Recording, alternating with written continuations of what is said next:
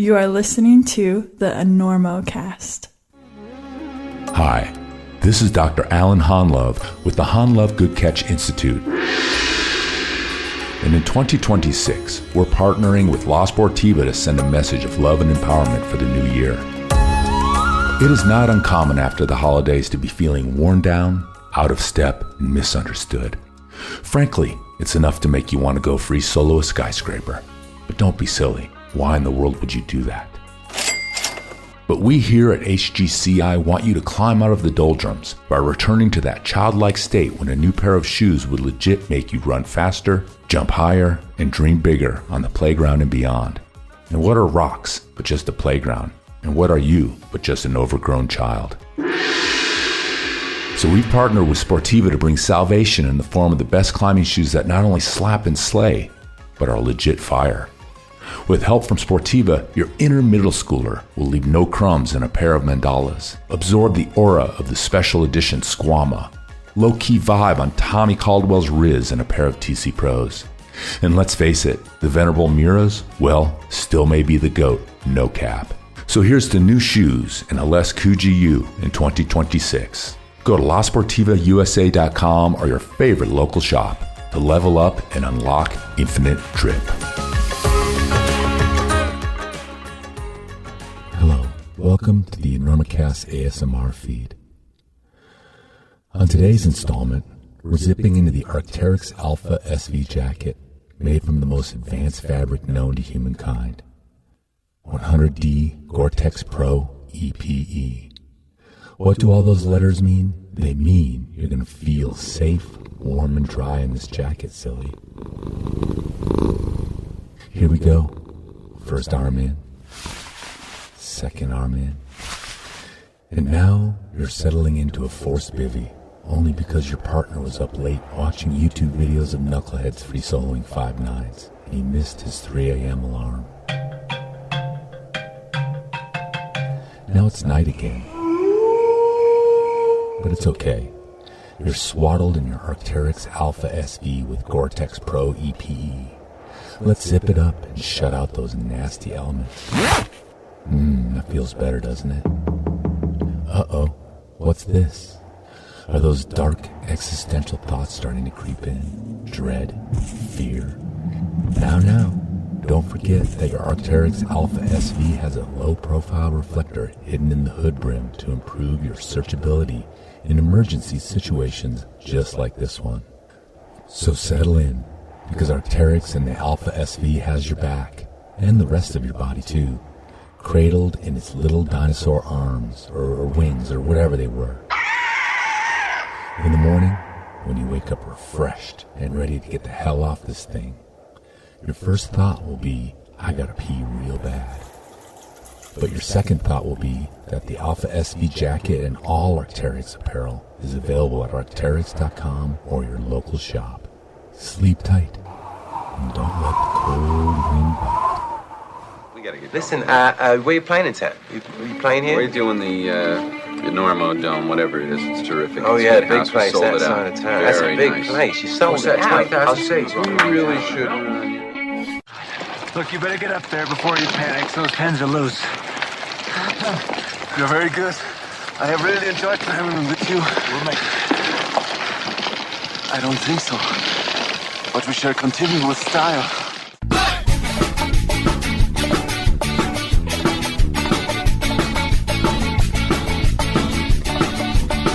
Good weather, bad weather.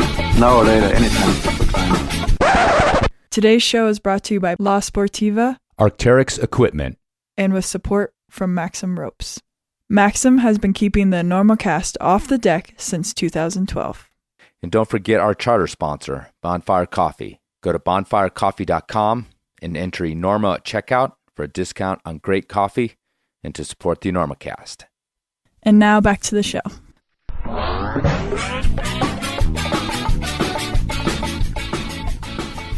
Hello and welcome to the Enormocast. This is your host, Chris Gallouse. It is January 20th, 2026, about 10 a.m. here in Colorado, and this is episode 318 of the Enormocast, a long-awaited second appearance of Babsi Zangerl. And that's the last time I'll be attempting to pronounce her last name. Besides, Babsi's like Madonna or Sting or Cher, right? Just Babsi. That's enough. We know who we're talking about. It's been 11 years since Babsi was on the show. She appeared the first time before she was well known in North America, kind of when she first stepped into being a professional climber. And we've seen each other over the years, especially back when Black Diamond was so graciously sponsoring the podcast. I would see her at Black Diamond events, and we just keep in touch online. But it was lovely to at least peer through the computer and have a great chat with Babsi. But before we get to that, Ice Fest season is upon us. I am attending 2 Ice Fests this year. First is the scrappy newcomer, the Winona Ice Fest, taking place on the banks of the Mississippi River, Winona, Minnesota. It's a unique, fun event to break up those winter doldrums there in the Midwest. If you're in Minneapolis, St. Paul, Madison, Chicago, wherever, why not? What else are you going to do the last weekend of January? I don't know what my official duties are. I'll be there. I'll probably be on the mic a few times. But the main thing I'm going for is actually Thursday night. Climbing with lights on the ice to a DJ. Last year, it changed my perspective on ice climbing. It was so fun. I was like, if this is ice climbing, I'm totally back in. Grills and fires and booze and, just a good old time party on Thursday. I know it's hard to get up there on Thursday because you got to skip work, take a day off on Friday or whatever, but it's totally worth it. So check out the Winona Ice Fest at bigriverclimbingguides.com. That's bigriverclimbingguides.com. And the last day to sign up is almost upon us, probably past if you're hearing this a few days after it comes out, but it's the 25th of January. So get signed up. And then 2 weeks later, I got the flagship. I got the Upper Midwest Flagship Festival in Michigan. Back to Munising, Michigan, where I have a lot to do. I'm going to be at the Love Connection speed dating event on Friday night with my friend Angela Van Wiemersch. She's actually in charge. I just do what she tells me to do. And then I'm going to be sitting in with the band at the Chris Kalous dance party. Yes, the party is named after me. That's a long-ass story. But it is coming full circle. I'm going to sit in with the band for a few tunes at that on Saturday night, putting my money where my mouth is on stage for you guys. I'm going to do my best to rock the fuck out. And the Way Outs are a great band to do it with. And frankly, if you're an ice climber from any part of the country, you need to go to the Michigan Ice Fest at least once. It's the OG. It's about tradition. So, information at michiganicefest.com. Ironically, I'm not going to Ouray, the one that's in my home state. Also, ironically, they just got some ice in this week, actually. It was looking pretty grim for their ice fest, but they did it. The farmers got some ice to hang on those walls. Despite the dry conditions, they have their own water. It's really been about the warm conditions that have been the problem. But yeah, I'm going to jet to Midwest to climb ice. I know. It's weird. But I also get to see my mom and dad, and that's precious. I got roots there, people. Okay, on to Babsi. I caught her at a moment where she's injured, and actually I thought it might be a nice time to talk to her. There's a lot of reflection that goes on when you're injured and you're stuck not doing what you necessarily love to do. Plus, you got some time on your hands. So, turned out, I was able to get her on the computer. We tried to get together at Banff, but she canceled because she was injured and had to go home and start recuperating. So, I didn't see her face-to-face up there. If you pay attention to climbing, then Babsi is absolutely one of your favorite climbers. She's so talented, but more importantly, there's the ethics and the style and kind of the low-key attitude, a little bit old school. She does plenty of media, but she kind of lets her climbing do the talking. However, luckily for us, she did a bunch of talking right here. So listen in as I catch up with Babsi after 11 long years.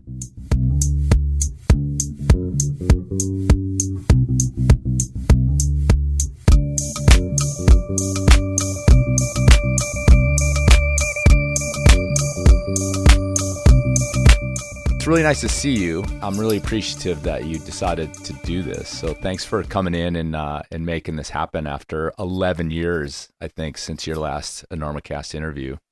Yeah, likewise. Same for me. Happy to see you again.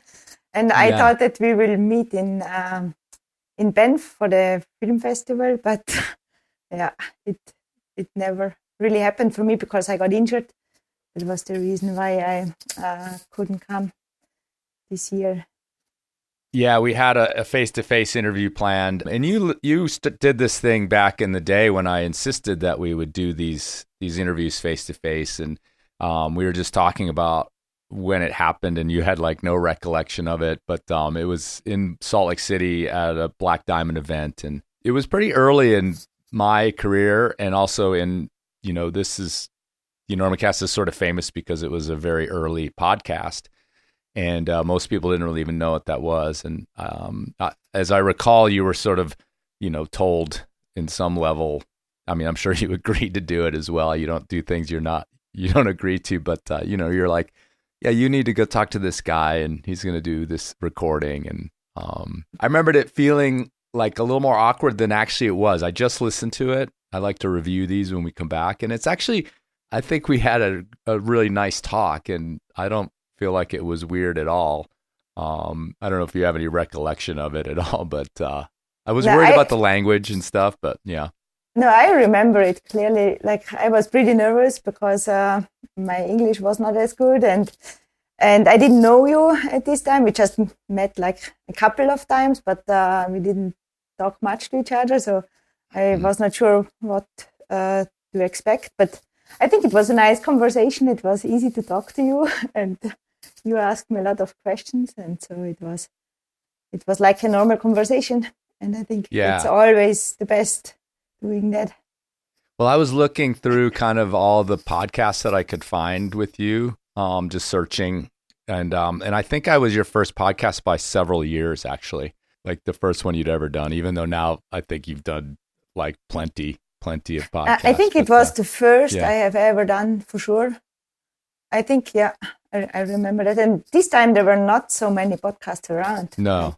I was out in the wilderness mostly, other than Fitzcahall. But I was at that time, I was really the only active climbing specific podcast. But it's really cool because it was 2015. I think it was in March or April.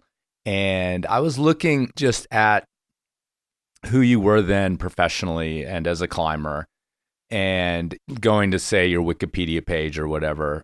And it's you had done some really cool stuff. I mean, that's why you were there at Black Diamond. I think you were a relatively new athlete on their team. And, you'd done the Alpine Trilogy. You'd had this kind of brief earlier, very solid bouldering career. But then like 2015 actually is really this interesting year where there was a lot of kind of breakout stuff that year. That was the launch of your professional career. That was also, like I said, it felt like a year that you really started doing a lot of radical stuff, which, there's this thing on the Enormocast called the Enormo bump that people get after doing the show. And it was clearly in effect that year. I think you owe a lot to having done that interview, your successes that year. That was a joke that didn't land. Anyway. Sorry. You're like, what the fuck is he talking about? Anyway, can you kind of like, let's position you back in those years, 2015. It seems to me, listening to that interview, we talked about your bouldering kind of career. That was your first love. It was sidetracked by this back injury to a certain extent. You were newly kind of christened professional climber of sorts. Tell me about what you remember about Babsi 2015, 2016. I remember that at this time I still worked a lot in the hospital, and I didn't have so much time for climbing, so I invested every time I had into climbing because I loved it, or still love it so much. And it was the time where I reduced my job from doing it 75% to a half-time job, which was pretty cool because I had so much more time to go to new places for me.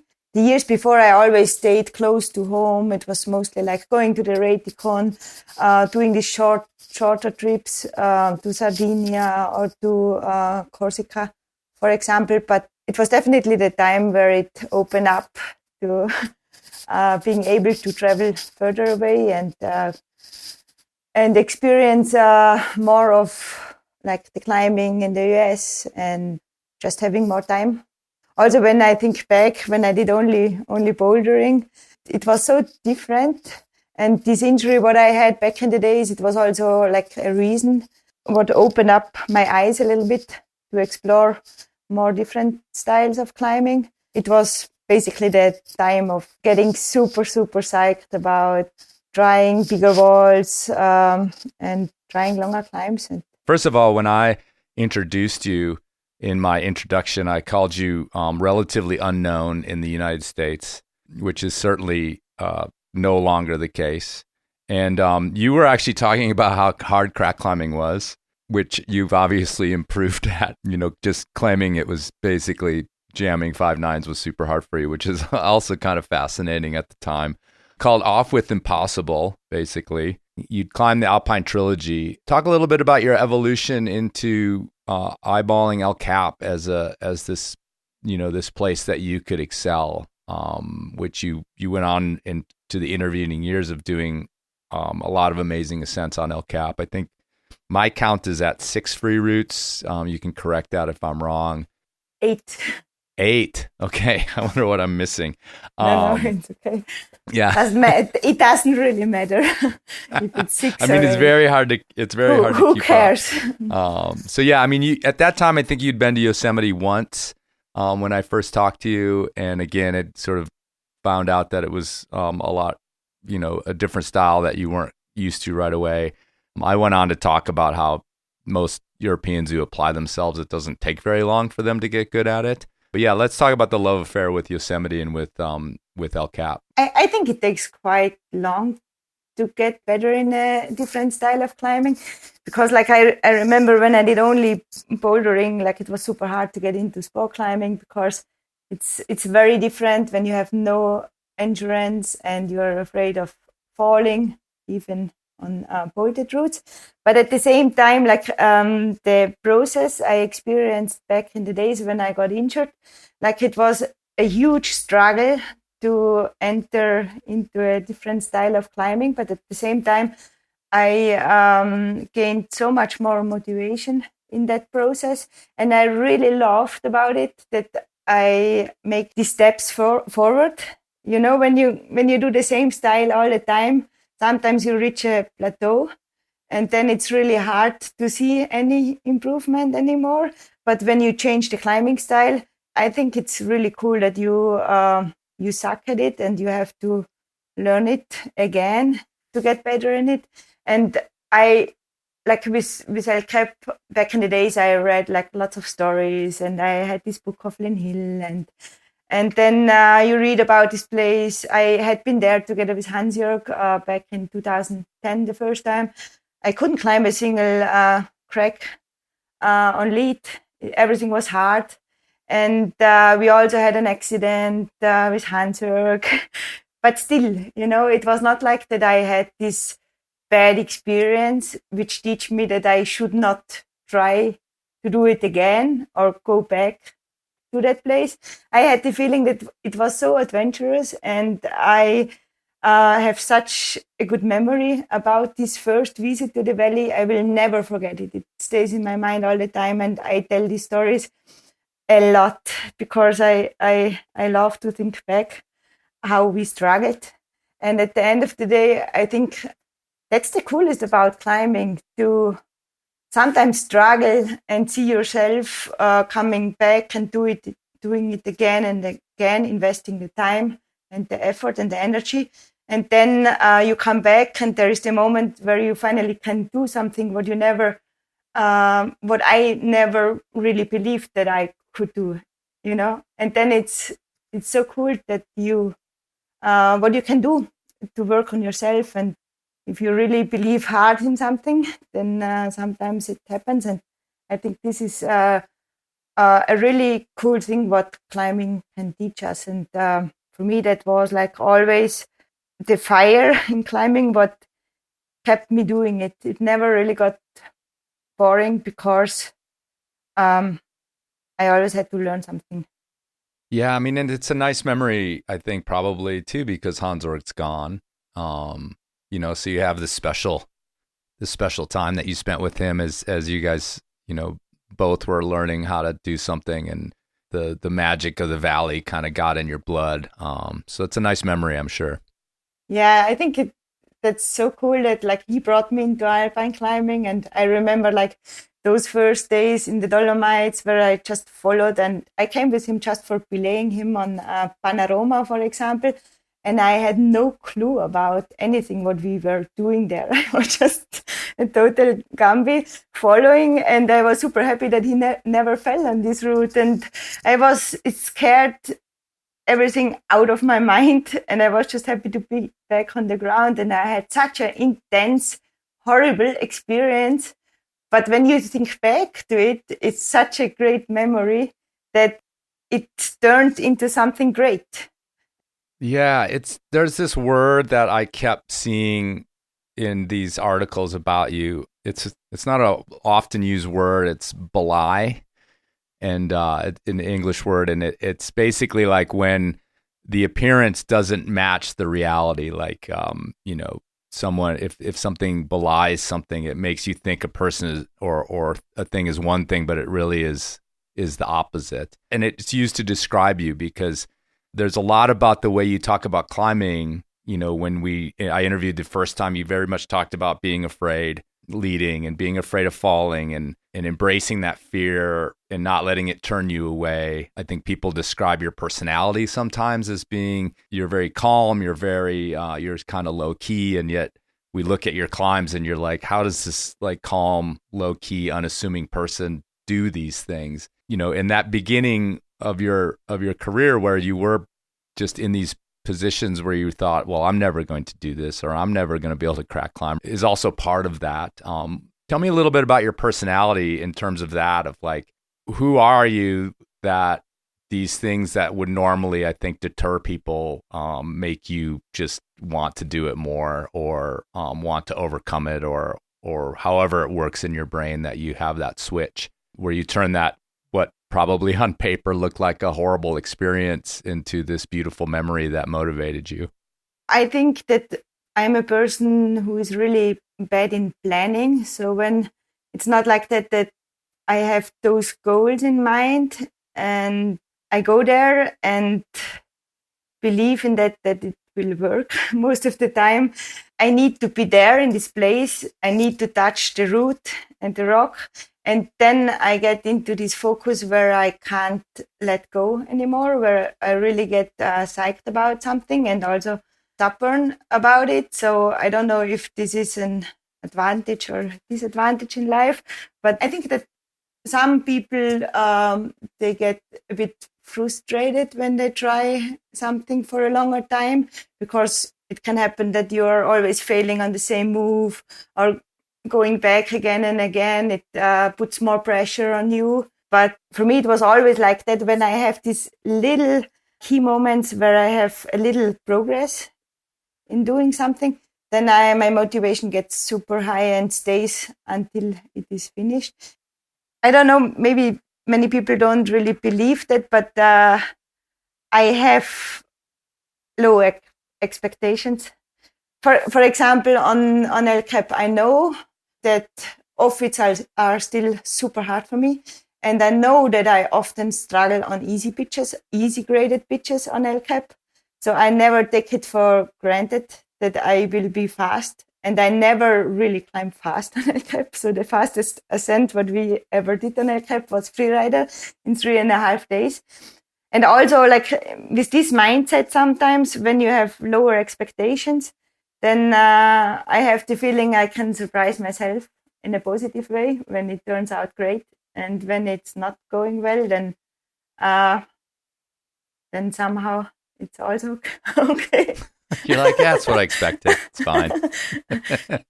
It's hard to describe. It's hard to describe, but yeah. On the bigger goals, I think the line is so small that you really can't know that it will work out or not. And then this mindset works pretty well. So back to this El Cap free climbing thing. I think as far as at least the North American audience is concerned, that's what we sort of know you as, and you certainly are, one of the kind of smoothest and best operators on El Cap in terms of free climbing. I just talked to Laura Numar, and she's your friend, but she's also this sort of has been this mentor position with you, learning to climb El Cap and learning to be up there. So let me talk about your progression to that. I think one of the standout climbs, and I think you believe this as well, was Magic Mushroom, repeating that as a free climb. Can you talk about the progression to that from, someone who hadn't hardly climbed cracks to climbing big walls to actually attempting something that, before the Dawn Wall was considered, if not the hardest, one of the hardest free routes on El Cap. So lead us up to that. This girl who was like, these cracks are hard, I can't lead any of this stuff, to, hey, why don't we go climb Magic Mushroom? And I know it was several years, but like some key components to that, like your first wall climb and things like that. Yeah, I think what would you choose when you're not good in crack climbing? You would never choose freerider, you would never choose salate, you would never go for the nose. And then there are some other routes left, and this was basically El Nino, which is, which fits the most the European style, because you only have a couple of cracks which are not super hard. And Zodiac was mostly super hard face climbing. And Magic Mushroom is like dihedral climbing and chimney climbing, which is also not really technical crack climbing. And that was the reason why we went for those routes first, because we had the feeling that those routes fit better to our style. But at the same time, of course, we tried to climb as much cracks as possible always. So every time when we went to the valley, first route, every single time was generator crack. And I think it was like 5 years in a row we never could climb it on top rope. And I still never did it on lead. I tried it last year on lead and I couldn't send it. So it's still going on, this crack climbing project on the side every single year. and there is also, for example, Tales of Power. It's not a super hard graded route. I tried it for 4 years and I could send it first time last year. And there are harder cracks, for example, the Phoenix or Cosmic Debris, where it didn't take so much time. And those routes are compared to Tales of Power way harder, for example. And this is how we struggled our way through the valley. And also gained more and more experience because we just tried a lot and climbed a lot in the valley.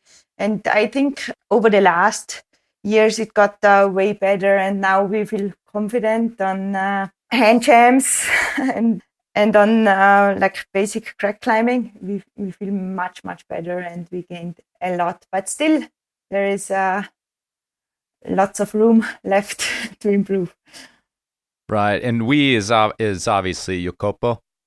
When you're saying we, yeah, yeah, it's Yokopo. Yeah, we're talking about generator crack, like the big chimney off with the 510, right? Yeah, yeah. I just wanted to put that in perspective. I popped over to Mountain Project and yeah, it's 10C. So good luck with that, Babsi. But that goes back to that theme of like everybody would expect you to be able to, obviously like laugh your way up that. So it's funny to hear that that's still a big challenge for you. Some of those other climbs you've been noting are legit hard anyway. But now what about the other part of wall climbing? I mean, one of the things that I've always said is that, some really good climbers will get shut down on El Cap, not because of the climbing, but because of all the other stuff, the living up there, the systems to haul, the logistics of it all. What was your progression with learning that stuff to, Yosemite style operating on El Cap, especially if you're into doing these long ascents? And I feel like Magic Mushroom was in the, 8 or 9 day realm. I can't remember exactly. 11 days. 11 days. Yeah, 11 days, and we stayed 12 days because we had too much stuff to carry down. So we wrapped down the whole wall with all the stuff. That was a bit easier. And yeah, it was a long way to get a good technique and for the hauling. And I think that people in the valley still joking about us because we are hauling 1-on-1, and most of the people haul 1-on-2. And but we had the feeling maybe it's like way more exhausting because you haul heavy weight, and when the haul bag gets stuck, then the other one has to wrap down, and it can be still a big struggle. But we found out that this works pretty well for us, and we are still using that technique. But I remember the first time when we planned to climb El Nino. We planned for 5 days, and we ended up on the wall for 8 days. We ran out of food, we ran out of water, and it got super hard at the end because we were so hungry, feeling dizzy all the time. And but we still didn't want to give up because we were so close to the top.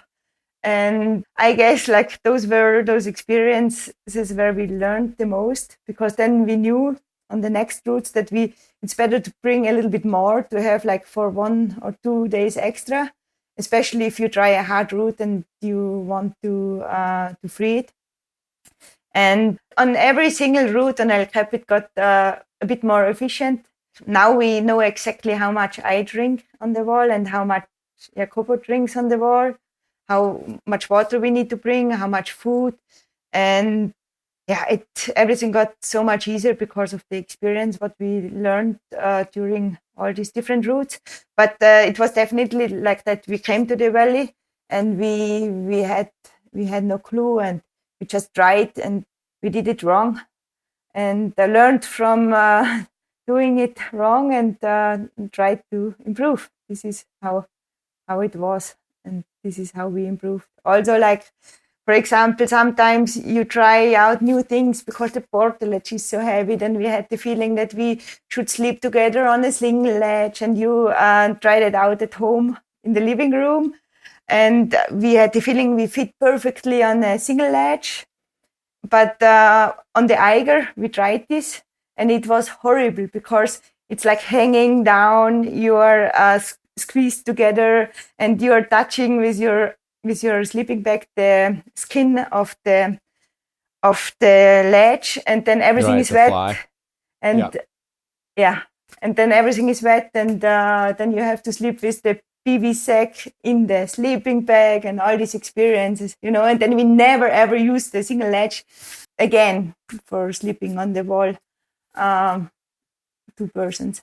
And also at the beginning, That's hilarious though. I gotta interrupt you. Like, you did it at home and you're like, it'll be fine. Yeah. It's like, I mean, at home, you can get up and go to the kitchen and like go to the bathroom and like, in a controlled environment. It's so like, funny. We just checked if we have enough space. And when it's flat on the ground and it's not hanging down, so you have way more space when you set it up. I thought maybe you hung it checked it and actually slept in it.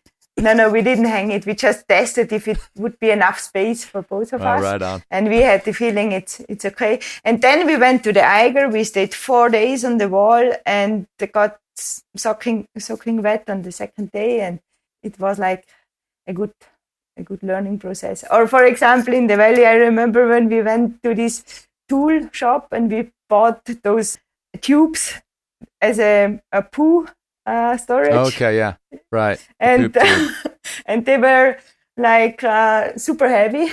And over the years, like, you obviously find out that there are way better ways to do that. Just using empty gallons and putting in there, and then everything gets easier. It's just you need to go and check it out. Yeah. We would call those the poop aquariums because they look like little aquariums with poop in them. Yeah. You could check out how it was doing in there. We were always putting like lots of duct tape around that you don't see. Yeah, it's interesting. I mean, that's pretty fascinating that you guys were just kind of, doing the trial and error. The other thing is that there's these stories, and that was one I hadn't heard about. Actually, I think I did know you'd run out of food on El Nino. You got really sick on magic mushroom for a few days. You obviously, like, day 2 being wet on the Eiger is an absolute, sort of misery for the next 2 or 3 days. But you guys never gave up, or you never thought like, okay, well, this ascent's blown. Let's go down and we'll try it again. Like, talk about that kind of attitude, how that works well together. Do you guys keep each other going? It seems like the duo, you've done most of these hard things, although in recent times you've been climbing some hard stuff with, walls with different people. But talk about that. This that sucks, but we're still going. We're still going to go to the top. Yeah, I think it's with big wall climbing, it's a lot of effort to already get there.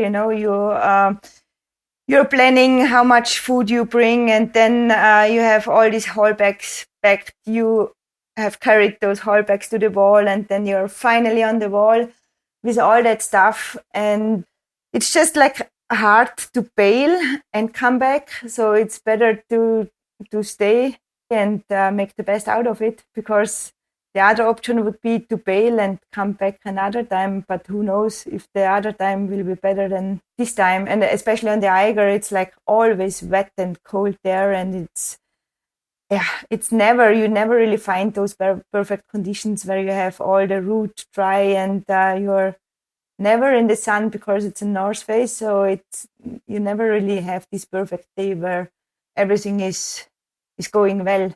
I don't know how it is with other climbers, but for us, it very often happens like that some things are going wrong. Like, for example, when I climbed together El Corazon with Lara, for her it was the first big wall, and we set up the ledge before to just show her how that works, and we were perfectly prepared to start climbing. And then first pitch, I wanted to connect to the first two pitches because I had the feeling we need to be a bit faster. And then it happened that the haulback got stuck at the first pitch. So we couldn't pull it up, no chance. I wrapped down to remove the haulback. She was pulling up there hardcore. And then I saw that the climbing shoe is falling down. So I had to go back to the ground to get this climbing shoe of Lara. And then while working on the haulback, I squeezed my finger so badly that it was bleeding hardcore, and I had a huge cut on my thumb finger. And it was the first pitch, so it was like so easy to give up. But you don't really want to give it up because it takes another 4 days to start again with the whole setup. And of course, like 3 pitches later, Lara dropped a tumor. And then sometimes it's like that. And I dropped the micro traction on pitch 10. And I don't know why, but there are always moments where you drop things and where things go wrong, and it just doesn't really make sense to bail because of that, because it can always happen. Yeah, I mean, I agree with that. That's a great attitude. I think a lot of people have sort of the attitude that, like, when they're on something that's that hard and that the chance of success is in the balance, it's not for sure that they feel as though everything has to be perfect or I can't do it. And so I think a lot of people, especially if you're on the first pitch, I mean, the meadow's right there, like, the Merced River is right there. The deli is just, a short bike ride away. Like, I think a lot of people would be like, all right, let's try this again in a few days. That's true. But you're waiting for this moment for a long time, and for Lara, okay. It was the first big wall and we were so excited and just go and climb and climb and climb.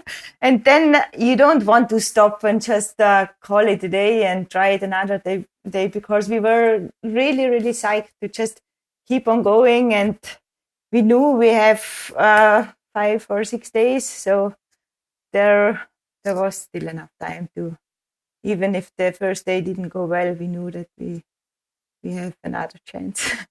It's admirable, certainly. And actually, I kind of wanted to talk to you about that as style. You seem to have a very strong sense of style.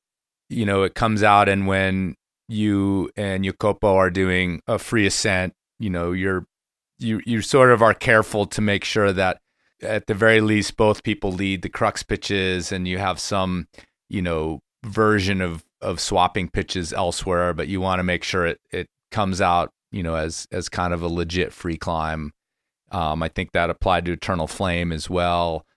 You're interested in doing these things ground up. I mean, the Odyssey ascent on the Eiger, which is one of the harder free routes on the Eiger. You guys did it ground up. Sounds like El Cap, that's kind of important to you. So tell me a little bit about your style. I can imagine, it sort of also came from those years in the Radicon, your early years climbing up there. You were very much adhering to the style of that area, which is ground up on scary run out routes and things like that. So what does that mean to you? Like the idea of the style of your ascents, maybe where have you compromised it? And, just how important is this adventure part of like kind of ground up style? For me, it's very important to have like the full experience of a climb, to try it like ground up first.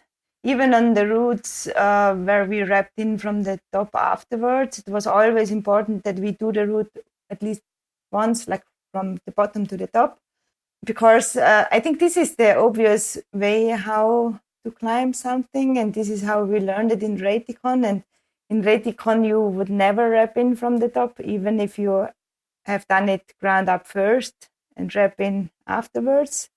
So I think like what I experienced for myself, I think that I personally, I got a better climber because I did it this style, because it would have been so easy, for example, to use a clip stick to pre-clip like a really long run out. Then you can work on the sequence and then it's done. You know the moves, you know how it works, and then you send the pitch. One day, easy. But for example, on the Silbergeier, I couldn't reach, like in the middle of the pitch of the first pitch, I couldn't reach the next bolt. I had multiple falls. I got tired. I couldn't reach the next bolt. I had to go back home because there was no option to use a clip stick. What would have been super nice to have and would have been the fast way to go through this problem, But I think that on the other hand side, when you keep that style, then you will get a better climber, because you need to learn to make like good decisions in your climbing, because you need to see the holes. You know that you don't want to waste a single try to get to the next bolt. You need to get it right, because when you have multiple falls, then it's over again. So in that way, for me personally, it worked very well to get better in seeing how the solution works on a climb. And also at the same time, I worked a lot on my mindset, because I really felt this exposure and this like bad feeling about letting go and having a fall, or don't being super focused, doing a hard move far above the last protection. But when you do it multiple times, then you get definitely better in it. And in this way, I had the feeling it makes me better in that style. And then you learn a lot about climbing. At the same time, you learn also a lot about which risk you want to take. I don't know when. It's for me, it's really hard to describe. But for example, when we would lose this ethics about climbing, then, or when we would make all those routes on those alpine climbs, when we would make them as safe as possible, then we don't learn about climbing. We don't learn anything about more. We completely switch out everything what is so cool about climbing, that we need to overcome inner fears. We need to take a decision. If you want to take the risk, or if it's too much for you, you can still bail.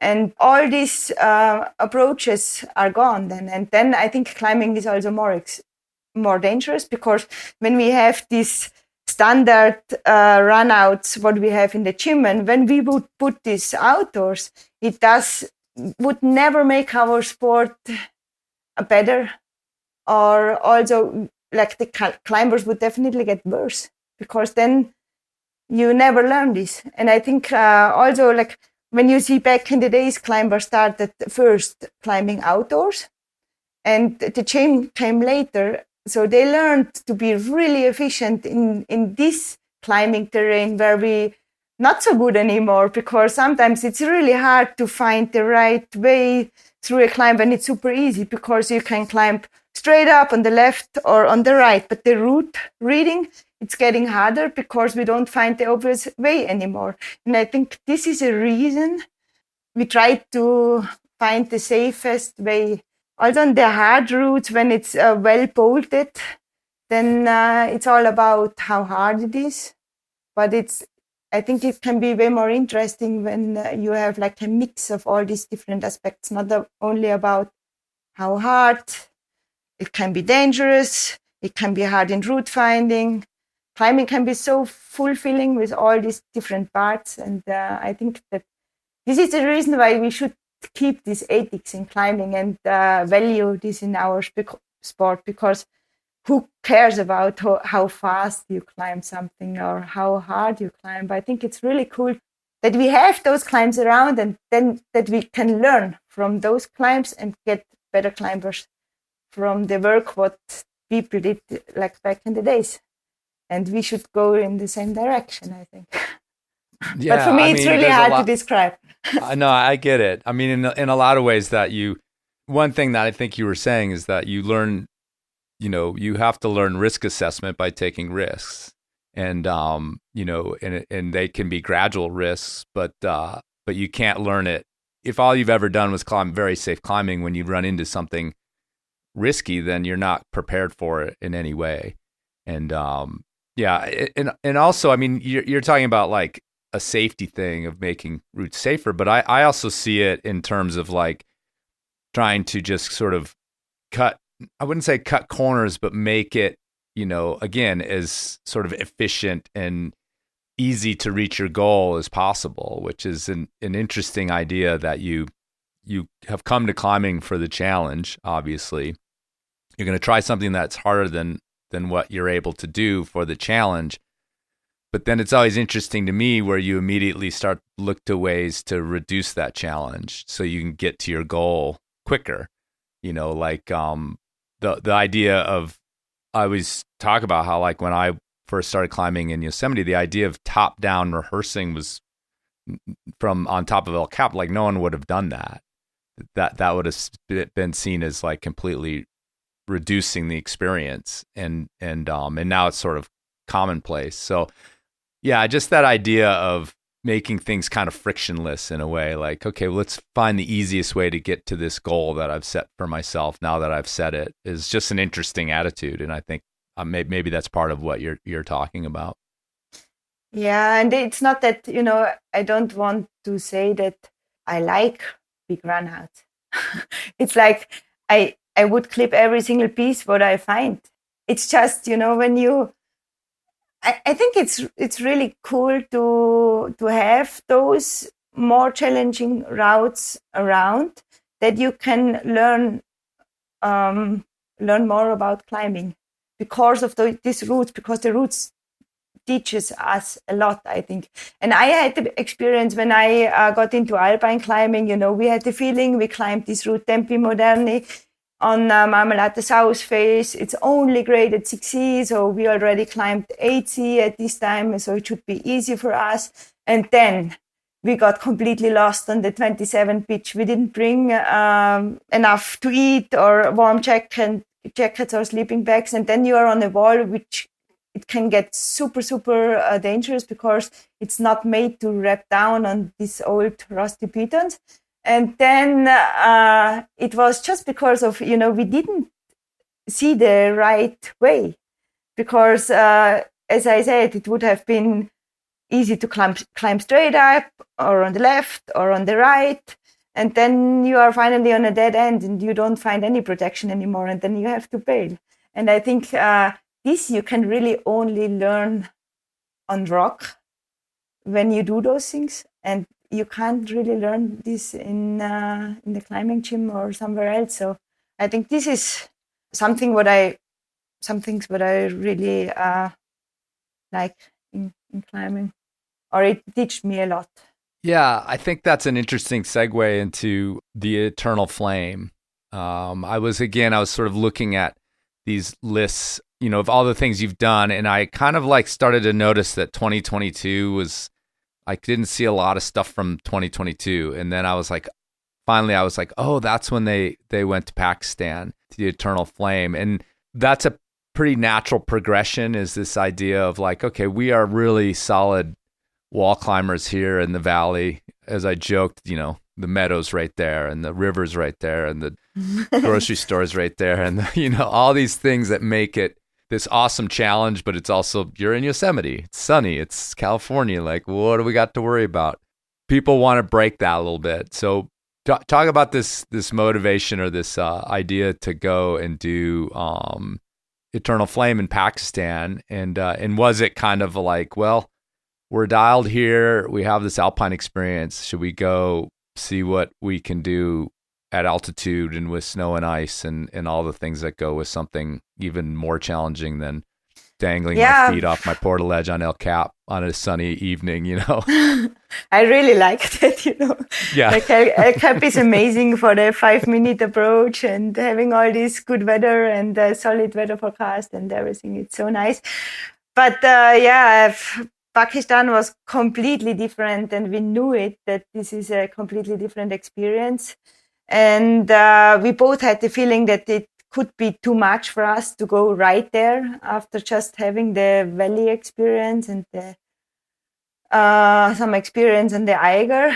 But we first wanted to go to Kyrgyzstan because it's not as high in altitude there and easier to get there as well.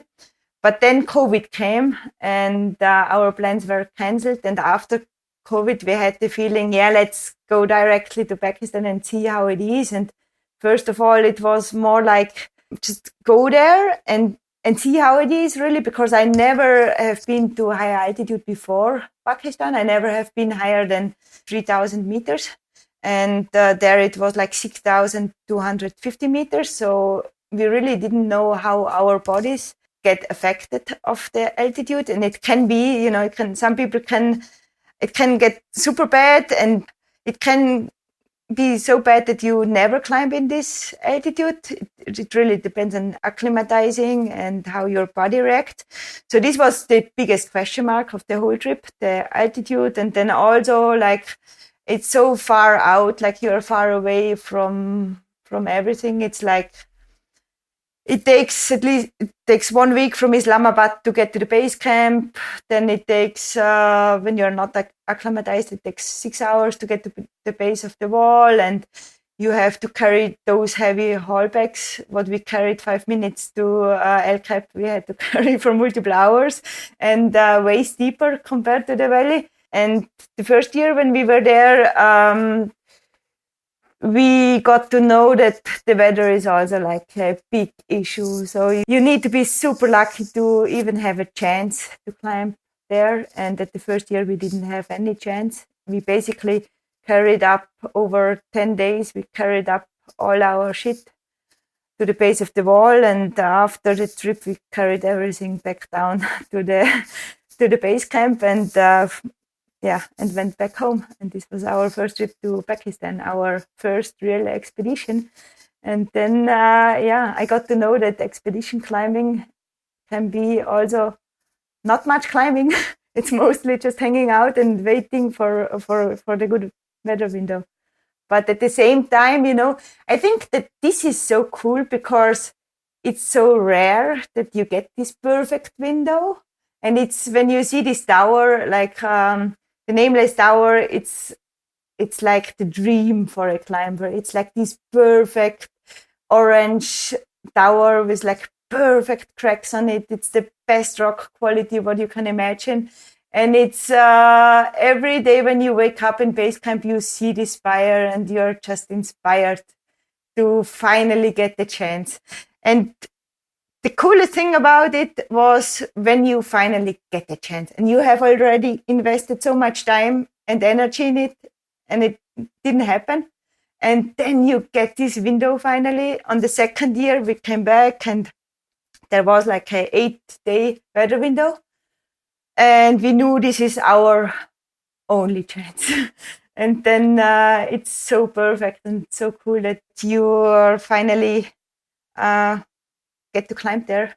And this was for both of us, one of the best climbing experiences we ever had, because it was really unlikely that we get this chance. So back up a little bit. One thing I always like to ask people, especially later on in life, about how they do deal with, disappointment, failure, if you want to call it that. We're good at rearranging not getting to the top of the climb into some sort of learning experience. It wasn't about that. It was, the friends I met along the way kind of attitude.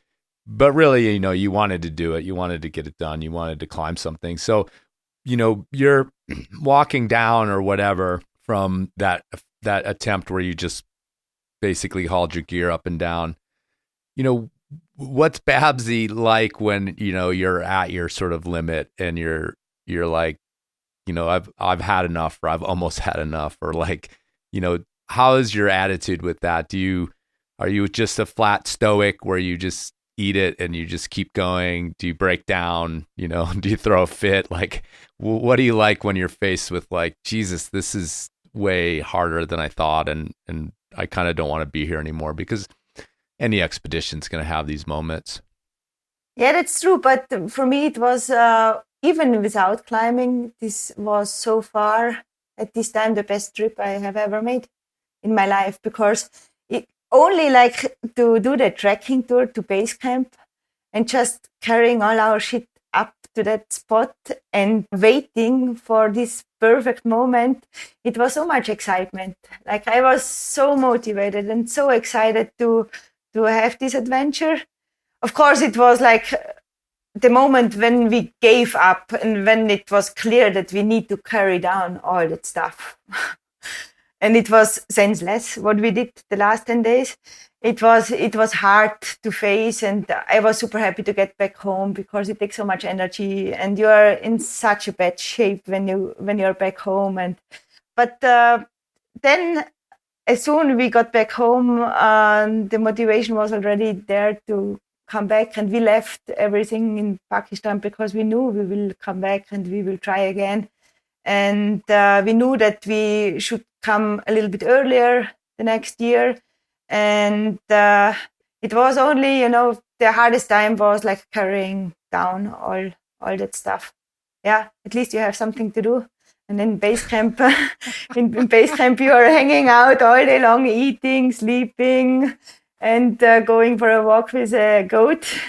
And then our work was carrying down all the tall bags. That was the mission. And then it's clear. It was not really frustrating. It was not that I was like in a bad mood or, I think in climbing, I always remind myself, the best time about the climb is before you send it, before you succeed. Because when you succeed, then you are searching for the next climb. And it will be the same process. But you have a different experience, of course, because you choose like a different project, for example. But I really like to, when I know that it could be possible, and I am in this place and I can try this route, this makes me totally happy. And then sometimes I am a little bit sad when it's over, because, then you will never be like that again. It will never be like being in Pakistan the first time and seeing Nameless Tower the first time. It is this moment, and it was so beautiful to see that. And the trekking tour was amazing. Meeting all these people was amazing, and it will be never so cool again. And even the second year when we went there, the trekking tour was not as cool anymore, because I already knew how it was. And then it was super cool that we got the chance to climb this tower, and I was super happy about that. I get frustrated when I am injured, like when I'm at home and I know I can't go and I don't have any goals in my mind what I want to do. Then it's getting harder for me. Then I can get frustrated. Like right now, I have an injured back again. I have a herniated disc, and I was in a really good way to get back to climbing. I had already like 12 weeks in of recovery. The injury happened in Norway last summer when I tried a 100-meter long tread line, and it was like a weird undercling move. and the disc slipped. And then last week I went to the gym and I felt good climbing again. And 4 days ago, I got up from bed. I walked to the bathroom and it happened again. And this is super frustrating to me. Then I have the feeling, okay, what's wrong? What I'm doing wrong? Then I can get frustrated, but even then I know, it will be, there are always up and downs and there will be the time. And I knew it from like back in the days. I had this injury before and I know it takes a while to recover it. And I gained so much motivation out of it. I think I would never really have changed from bouldering into sport climbing. And this injury told me a lot that there are so many different aspects about climbing. And I experienced the climbing in a completely different way. And I gained so much motivation. And I think sometimes a longer rest can bring us back to this point where we are super motivated again and enjoy climbing like it's the first day. I hope so. This is what I'm telling myself. Well, that's good. I'm sorry to hear that. I knew that you have been recovering, because one of the reasons, as we started with, that we couldn't meet in Banff is that you'd gotten injured, but I did not know that I was tuning in with you just a few days after re-injuring it. And it's interesting because I often point out the fact that I also have a disc issue, but I've ruined it literally leaning over to spit out my toothpaste. Like, yeah, just this that is little... how it happens. Oh, is it? Yeah, because that like that little bend, and then putting for some reason like that. Like it happened to me one time too with making a bed. Like I leaned over, and again, just this little tip. So yeah, sorry, I don't want to like make light of your. No, sadness, it's totally okay. I know how it is, but I think it builds up to that moment where you just take something from the floor and then it's happening. But I think that it's injured before, but you don't feel anything, and then there is this trigger where it gets inflamed. But yeah, no, I'm not sad. It's just it's a part of the game, and it just takes some time. So real quick, back to the Nameless Tower. Tell me about the style that you guys did that in, and the success of using that 8-day window. It seems like you were poised and all that experience of like, let's get up there and get this thing done, helped you out. So tell me about how that climb went down in terms of the style that you guys used and ended up climbing it in.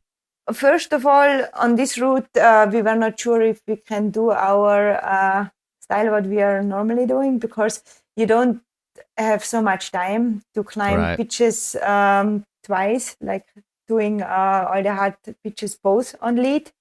So we would have been fine to just doing it swinging leads, but then we had enough time. Like we saw that the weather window is going on for a little bit longer, so on the crux pitches we decided to both leading it, because it's just when you have the time and when it's possible. For us, it's always like a very honest way how to climb a route that everybody earns it, and it can be also nicer to climb it on lead compared to going second.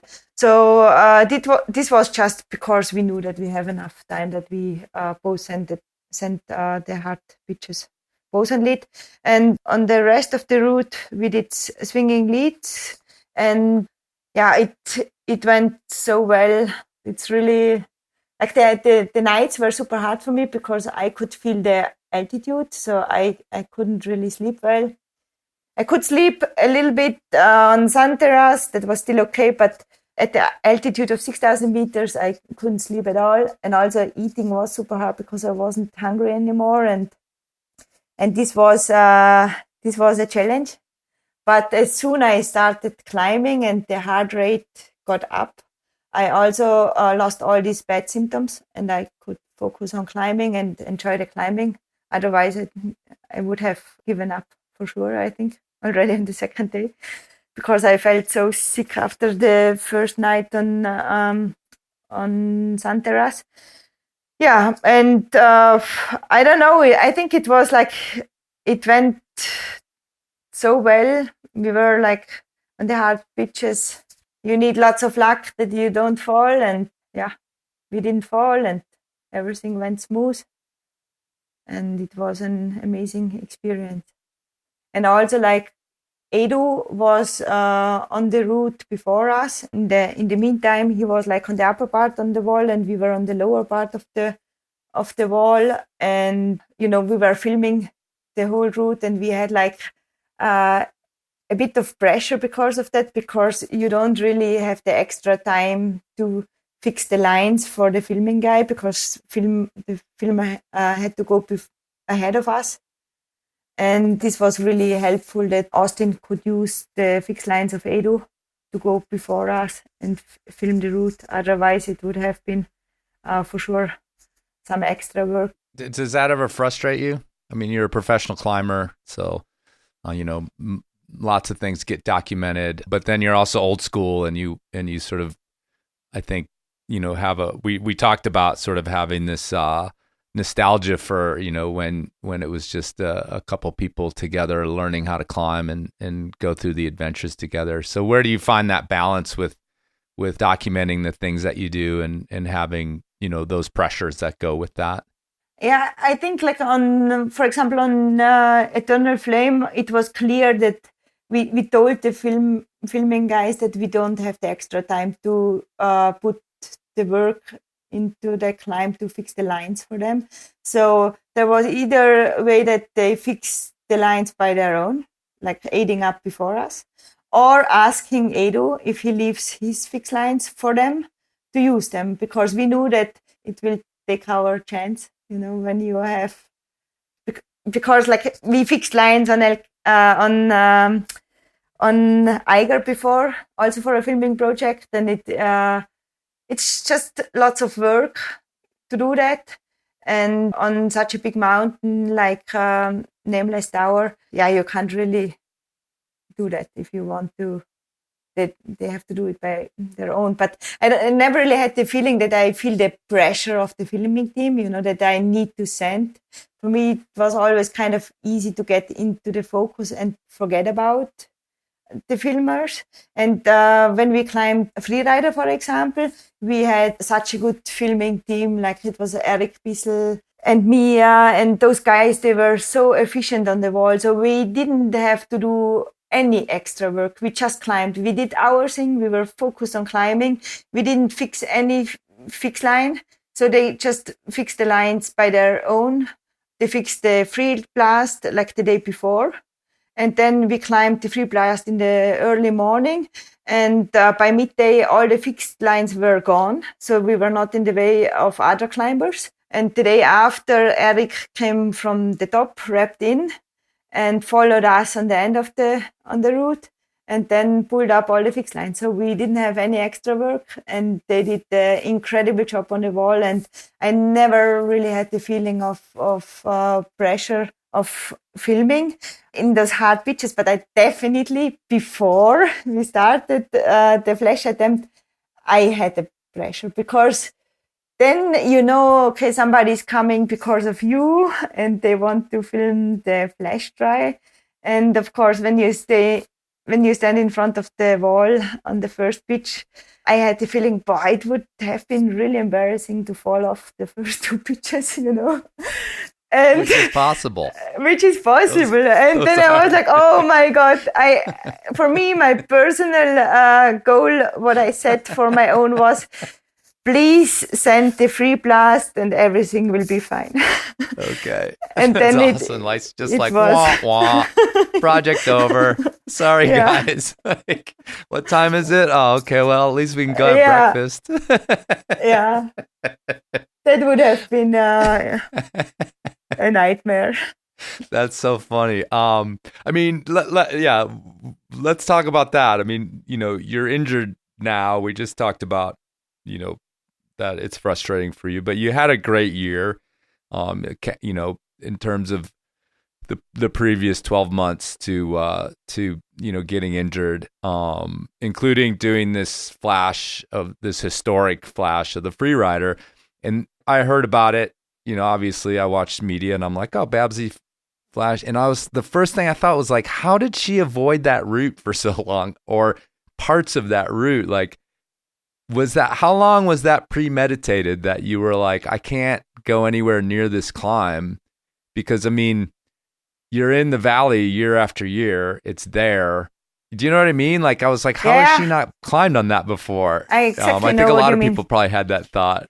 The reason was the monster of it. This was the reason why the route was still left to try flash. This was the reason for many, many years. So we really avoided Salate, Freerider and Golden Gate because we were 100% sure that we are not able to climb the monster. And this for many years, and it was true because we could never do the generator crack. And this is the same size. And when we got to know it every single year, because it was the first route, every single year we visited the valley. So this was the reason for many years. And then we climbed the nose free. This was in 2019. And this was the time when the idea started that we could finally try freerider. And when we tried, we wanted to see how far we can get without falling. And then we avoided to climb those routes because we wanted to keep freerider for the flash attempt. But this idea happened in 2019, and it was like the idea came from KP, Colin Bowick. He came up with this idea, and he was like talking about it every single year. Why don't you try freerider? You should try freerider, flash freerider.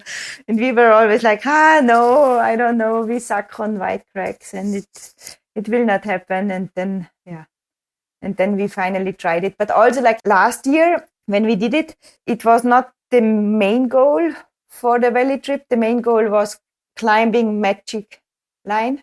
This was the main goal. And when we both would succeed on Magic Line, then we made the deal. Then it's for sure that we will give a try on freerider. Yeah, then we sent Magic Line. So it was clear. Now it's time to try freerider. But we didn't invest so much time in watching the videos and everything. And we had the feeling that we really need to get prepared for it. And we still had to invest some time in off-it climbing because we still could not climb generator crack. So we invested 4 days off-it only in the valley. And there was Twilight Zone, AEP, and generator crack. And we tried hard on those routes. And the plan was the minimum we need to climb generator crack 3 times back to back on top rope. And then we are ready to go. So we did that. And then we made up the plan for freerider. I talked to Will Moss about his one-day flash. And and he's like a young dude. He's very modern in his preparations, which he said involved just watching days and days of freerider videos in preparation. And what about that part of it? Were you guys that invested in kind of getting beta, or were you sort of more relying on we're good climbers and we have enough knowledge, we've seen it enough times. And I also noted, when I was talking to him, is that there was actually this article in Climbing a Rock and Ice of Steph Davis, and it was this 4-picture spread of her doing the boulder problem, the Huber pitch, and I totally I studied that, but that was all there was. That was all the beta that was available when I went to do it. And it's just funny because I was like, yeah, there it is. And I was looking at where her thumb went, and and her description of the pitch was everything. So what was the preparation there? I think everybody probably has a line in their mind of okay, that's enough. That's enough knowledge before I get overwhelmed. Yeah, I think you need to find the balance in between getting too much information and getting completely stressed out of it. So I had the feeling it's better to just focus on the monster and the boulder problem. So watching videos about the monster makes no sense because you have to feel it and you really can try it out on single pitches on the valley. So we were sure that we can get really good prepared for that pitch.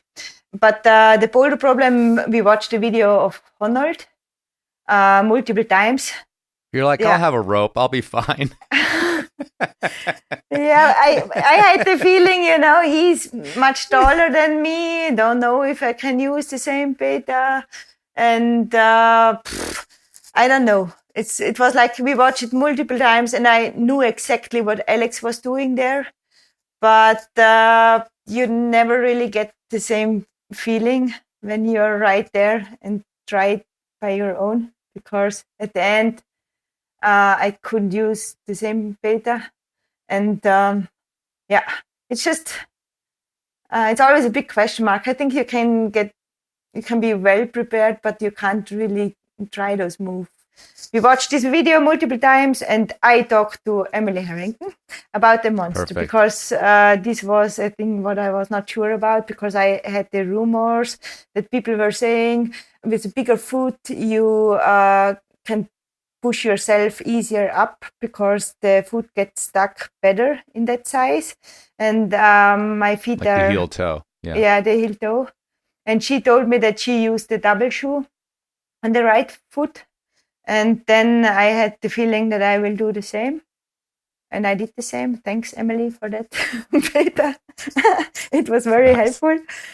But, when I was on the free blast, I had the feeling you are so stupid, because there was this sequence. There are poles, and I had the feeling I had to climb straight up to this pole. And Eric was also there. He already climbed the route, I guess, multiple times, and he didn't say anything, because I think that he had the feeling when he would say something and I would fail there, then, he didn't want It'd be to his have fault. this situation. So, oh my God, he must have been like, yeah. literally like biting his tongue. Yeah. If he And was then watching you go off route, he must have been just like so intensely wanting to like tell you what the fuck to do. And then I tried to climb up straight and I was like, wow, that feels so hard. And then I climbed back down and then I saw it that I should skip the bolt and climb around that bolt. But that would have been easy information that people normally skip that bolt. Yeah. But I never You weren't heard on about sighting. it. Yeah, you could have. Yeah. Yeah, I never heard about that. Huh. Yeah. And well, I mean, that pitch is so notorious. Yeah. But also, I mean, I think it takes also a lot of pressure away when you don't be as prepared for it. Because then you go with the flow, and we had lots of information about monster and the boulder problem. What about the off width at the top, the quote unquote Scotty I Burke? didn't have a clue about this fucking off it. I was like, this was the last night on the wall. To me. You should have called me. And then Eric came up with the Scotty Burke, and it's kind of a hard off it. And some people say it's harder than the monster. And I was like, what? And then it was like, for Jacopo, it was already over because he sadly fell at the boulder problem. But this would have been the pitch what he would have leaded because he fell. And then I had the feeling that I need to lead it because it's like I still had the chance to flash. And then, of course, I led it, but I was so nervous. Like the last night on the wall was for me, I couldn't sleep. I was full of adrenaline, and for me it was hard to stop overthinking about falling off so close to the top, having just 4 pitches left. This was not so easy to handle. Like the days before, it was way easier. That night. Where was your last bivvy? It was a round table. Okay, yeah, the round table. So you're just a couple pitches below that, Mm-hmm. and then everything else is like pretty mellow. So yeah, that must have been a lot on your mind. Yeah, but also, there is like this, there is a last chimney. I don't know if you know that, which it's like a last, I think it's graded 5.9 or something, but it's important, like in which side you go into the chimney first. So when you go left side, inside, what I did, it's definitely wrong, because I was like squeezing myself up and up and up. And I was like, fuck, these holes are behind my back and I can't turn around because I am squeezed so badly in this chimney. So I can't move anymore. And I was like, it can't be that hard. So I had to go down all the way back and move around and go right side in and climb up again. And then it was easy to get out of the chimney and get to the next Is there like a moment of panic? Yeah, like, oh my it God. definitely was. And Eric was above me, and I'm sure that he had the feeling, where is she? Why does it take so long? So I had to climb down again and get into the crack the right way. And then after that pitch, I was sure, okay, now it's done. Awesome. I mean, what did you feel like on top? I mean, there's like, I mean, as you just said, there's a bit of disappointment in terms of Jacopo's attempt. I'm sure he just let it go. When it happened, it happens. But yeah, how did you feel on top? I mean, it was like another of these culmination kind of moments of your El Cap leading up to this point, It was a mixed feeling. Like I really felt that Jacopo was disappointed with himself. And it was kind of, I totally understand, it was hard for him. And he kept it positive all the time. He supported me after he fell, and he never gave me the feeling that there is any frustration or anything. It was like full motivation, and it worked so well because I got like lots of very positive support from him. And I definitely see it as a team ascent and not like a single ascent. It was like definitely teamwork that it happened this way. And yeah, for me, it was just unbelievable. I was up there and I didn't realize what happened at the moment. It took like some weeks to realize how lucky I was. And I had the feeling that it could have been way more likely that I would have fallen, and it would have been the other way around.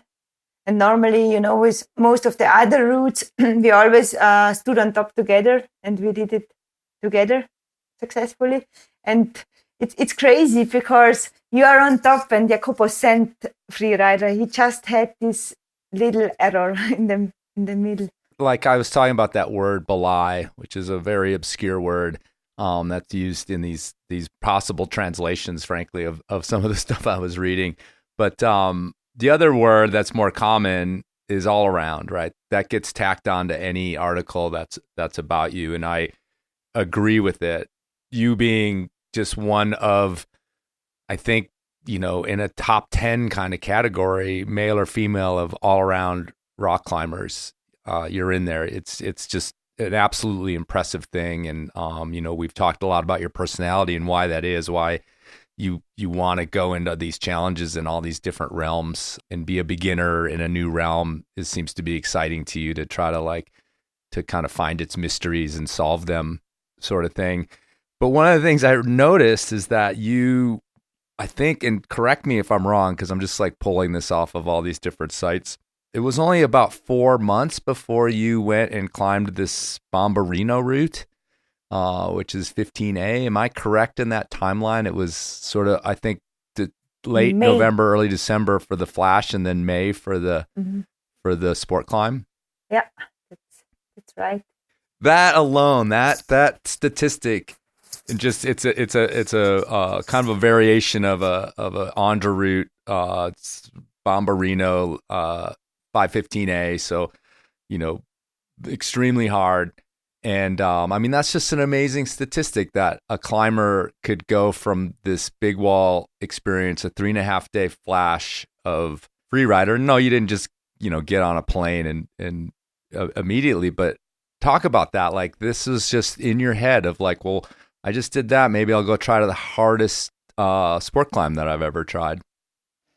or ever done, rather? Yeah, it was not really that plan in my mind. It was more like, there was a winter in between. So I had lots of time to train, because after Yosemite, I'm always kind of weak. Even if I climb hard there, I feel weak on sport climbing, because I don't really crimp as much as I'm used to when I climb on sport climbing routes.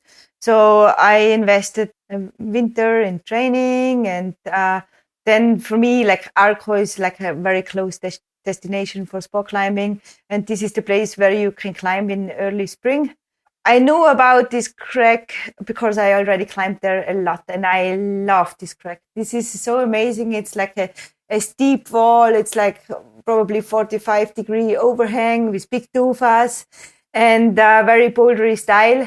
And I climbed all the routes there up to 8C, and there were only 3 routes left, and 2 9A plus and 1 8C plus.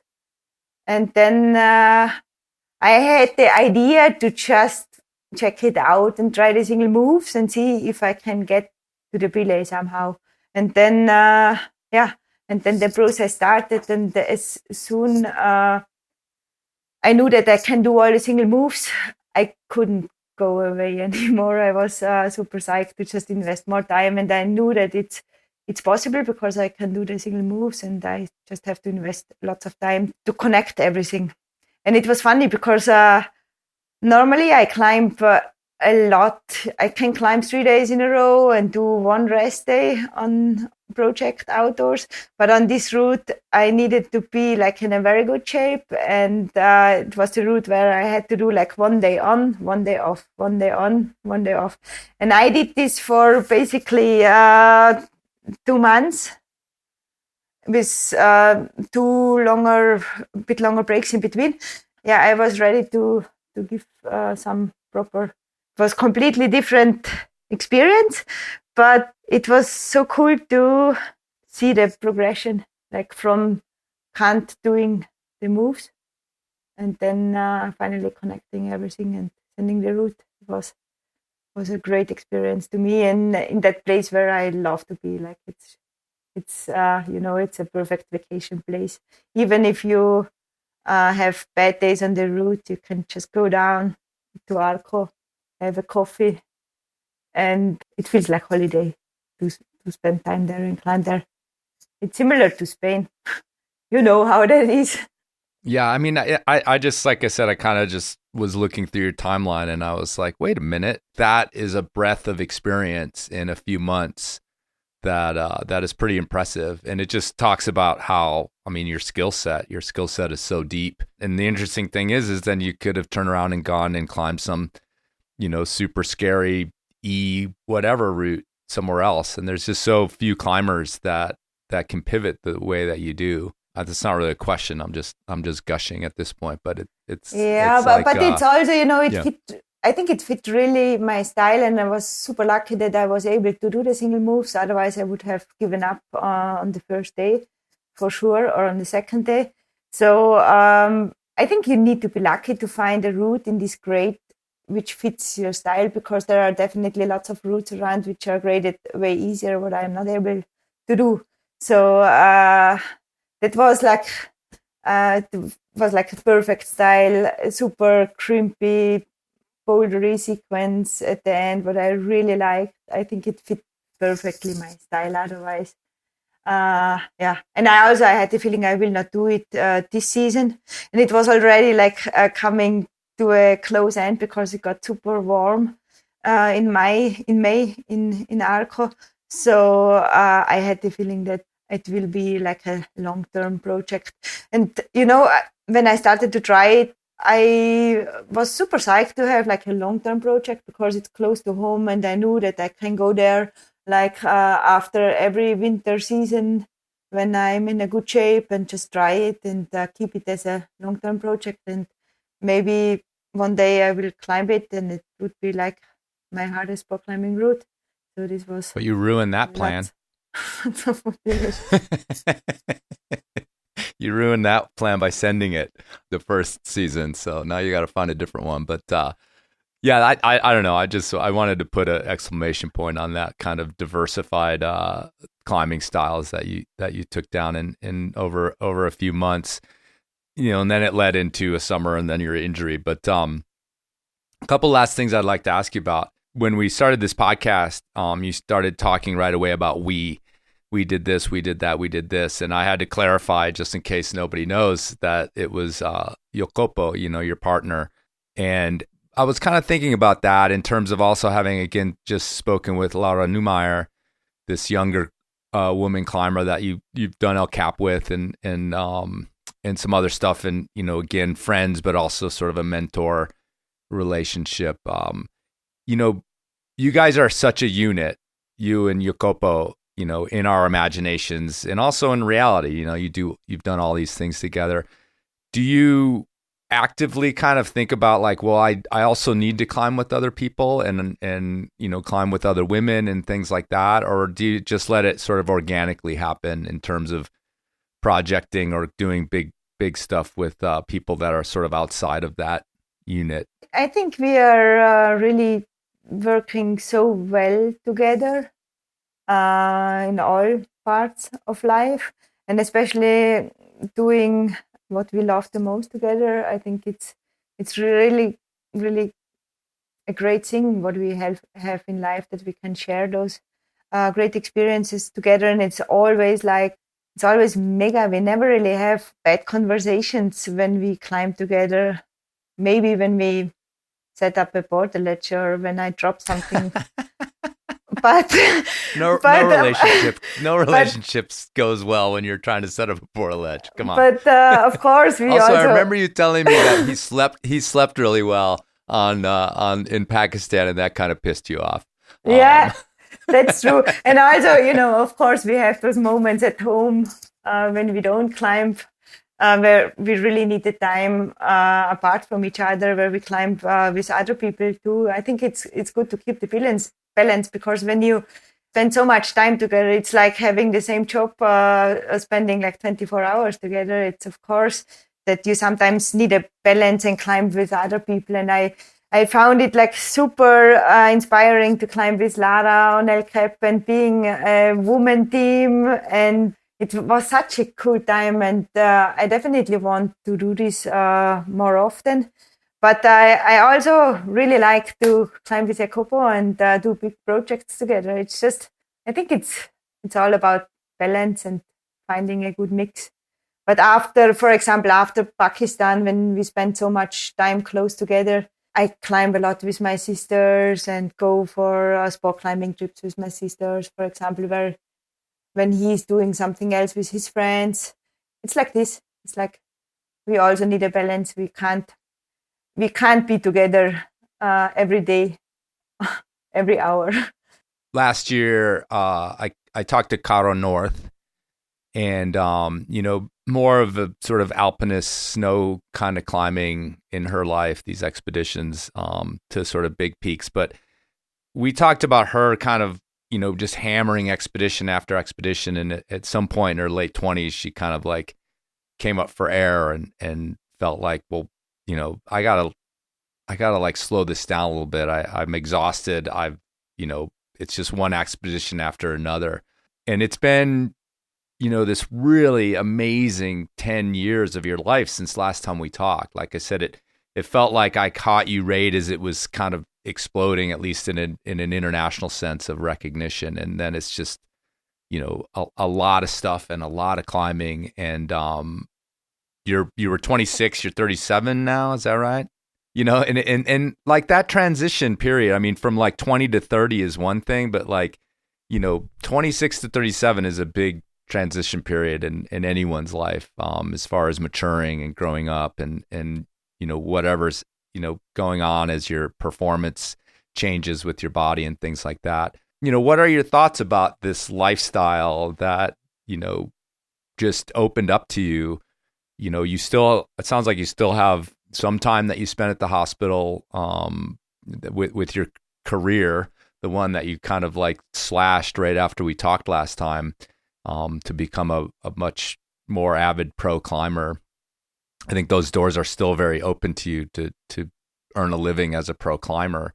What is your reflection on, that 10 years and not necessarily 10 years going forward, but where you leave time for other things, or is climbing just still, training to climb, to train to climb? Is that repetition still very interesting to you? For me, it's really hard to make plans for the future. I think it feels right what I'm doing. I still enjoy climbing.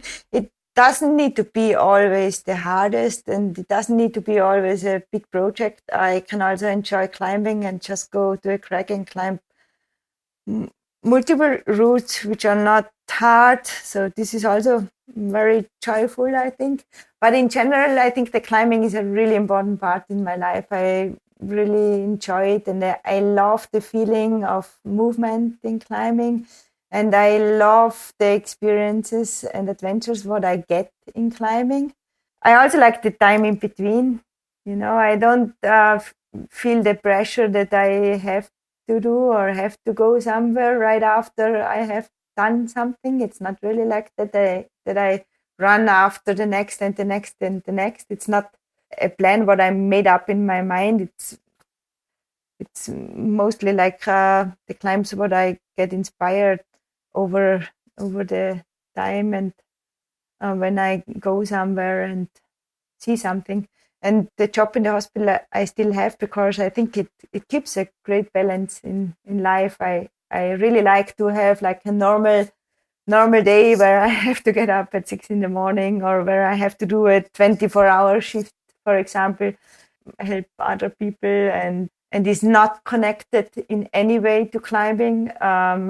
With my working mates, I never talk about climbing, and they still don't really know what I am doing. For them, it's still, when you're a competition climber, then it's acceptable that you are not working full time. But when you're just hanging out in those cracks and having fun, this is more being lazy than being any kind of professional, So I like that. And I think, in the future, when I am not a professional climber anymore, I really can see that this will happen sooner or later. I still will keep climbing as my passion. I can't imagine a life without climbing. First of all, if it was up to me, I would forbid you to become a paraglider, but it's not up to me. You're just too much of a treasure to be flying high above the ground like that. But you just said your sort of coworkers don't, you don't talk about climbing. They don't really have an idea what it is you're up to when you're not there or in their purview. But that's not true for the larger climbing community. And again, thinking back to like 11 years ago, 10 years ago, whatever it was when we talked, I said, yes, you're not really so well known. But now, I mean, among a certain type of climber, you are the person that they say is like who's your favorite climber? Who's like the most inspiring to you? And they're going to say you, like, or at least in the top 3, and especially women. But I think you as much as any woman climber is sort of a universal, like everybody kind of loves you and looks to inspiration. Like, you're so humble and soft spoken in some ways. I mean, how does that feel to you? Is it strange, or are you aware of it? Because it's like it's out there, and I don't know if it sits well with you or not. When I go to the US, I can really feel that many people know me nowadays, especially when I go to the valley. Almost everybody knows. That's thanks to the Enormocast, by the way. But but it's like when I can inspire somebody, I feel really honored, and I think it's a cool thing that I can inspire something. But it always feels a little bit awkward when people come to me and saying those nice words to me, because I don't know, in Austria, it's a bit different. I think also the climbing culture is very different compared to the US and here. Here I go to the gym and no one cares what I am doing, and every single kid in the gym climbs harder than I do. So I don't see myself as a ultra good climber. It's just, and in the US it's different. Like people are super happy to meet us. They come to talk to us, and it's a very, very different experience. I don't know why it is like that. Maybe people here are just more, how do you say? Closed, reserved. Yeah. Yeah. This is how we talk and how we are in Austria and maybe also Germany. I guess for you it's weird. But we just literally, you don't remember, but we literally opened the last interview talking about that. It was like one of the first things we talked about was just sort of like Americans versus Austrians. And you, that's exactly what you said last time too. Yeah, so. Even when, for example, when Jakob Schubert is probably the most well-known climber in Austria, when he goes to the gym, it's not like that there are always people coming to him to get a signature or something. It's like people are super shy, and maybe they look at him, but they would be too shy to talk to him.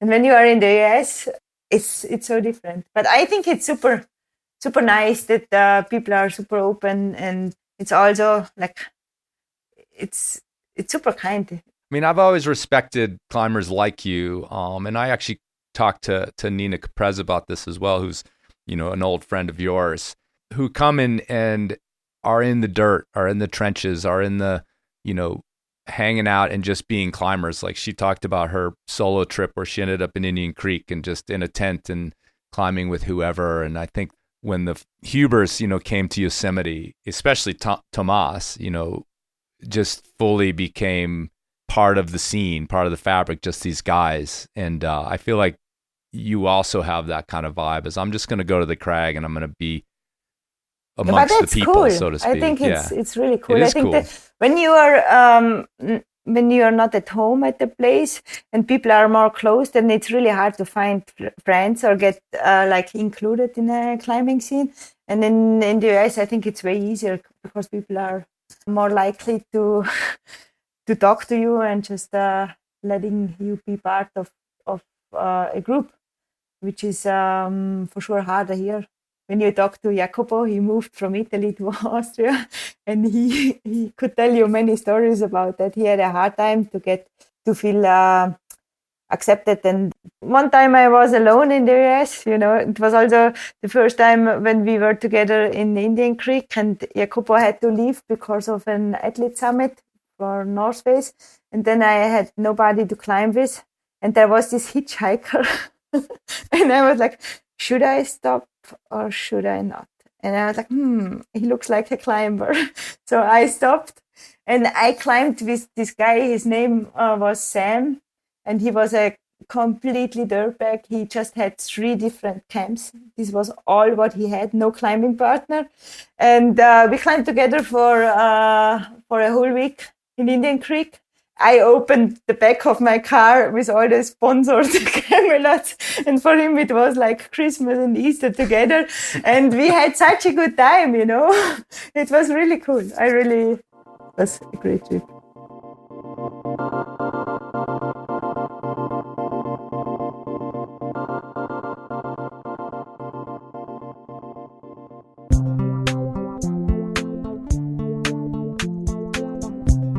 All right, folks, thanks for listening, and thanks to Babsi for sitting down, climbing up through the despair of re-injuring her back.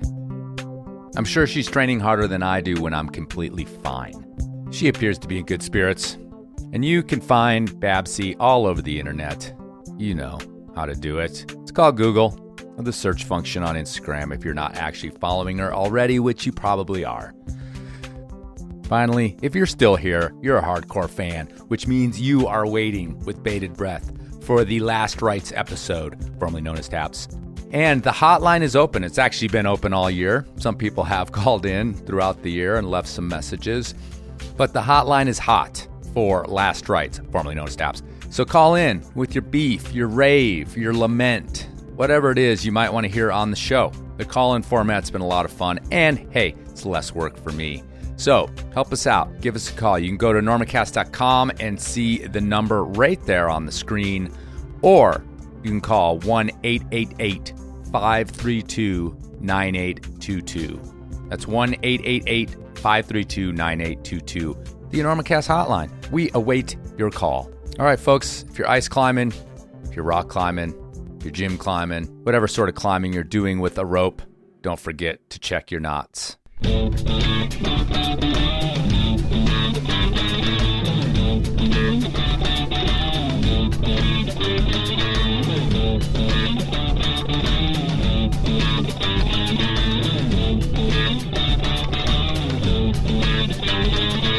Do it carefully, do it well, don't botch.